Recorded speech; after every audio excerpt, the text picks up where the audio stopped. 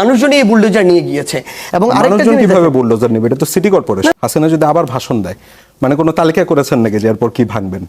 যখন আবার এই ছাত্র জনতাকে নিয়ে কথা বলে তখন সেই ক্ষোভেই কিন্তু এটা হয়েছে। এটা তার অ্যাকশনের রিঅ্যাকশন। এটা তার আগে যে বুলডোজার নিয়ে যাওয়া হবে এ ধরনের কথাবার্তায় মানুষজন একটু বেশি উৎসাহ পেয়ে গেল না?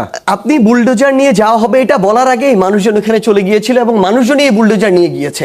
এবং আরেকটা জিনিস কিভাবে বুলডোজার নেবে? এটা তো সিটি কর্পোরেশন। না শুনেন, আমি আপনাকে বলি, মানুষের ঘরে ঘরে তো বুলডোজার থাকে না। ঘরে ঘরে বুলডোজার না, এটা সত্য, কিন্তু এটাও সত্য যে মানুষ চেয়েছিল বলে হাসিনা, মানে আলটিমেটলি আপনি আমাকে এটা বলেন যে হাসিনাকে কি মানে ওই কোন একটা নির্দিষ্ট প্রশাসন চাইলেই বা জনগণ চাইলেই বাইরে চলে যেতে পারতো? ব্যাপারটা এরকম হতো না।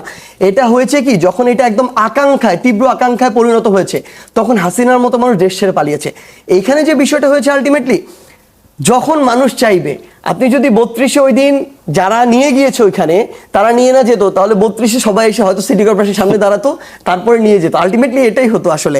সো মানুষের তীব্র আকাঙ্ক্ষাকে উপেক্ষা করার সুযোগ নাই। আপনারা কি এখন ধরেন, কালকে হাইপোথেটিক্যালি ধরে নিচ্ছি, হাসিনা যদি আবার ভাষণ দেয়, মানে কোনো তালিকা করেছেন নাকি যে এরপর কি ভাঙবেন বা কি ভাঙার ব্যাপারে প্ররোচনা করা যেতে পারে? আমরা আমাদের জায়গা থেকে তালিকা করার কেউ না। সত্যি কথা বলতে, ওই অভ্যুত্থানের সময় ওই যে ঘোষণা, আমরা আমাদের জায়গা থেকে ধরেন ওই সময় ঘোষণাটা দিয়েছি। কাজ যা করার বাংলাদেশের মানুষ তীব্রভাবে যেটা চেয়েছে সেটা করেছে।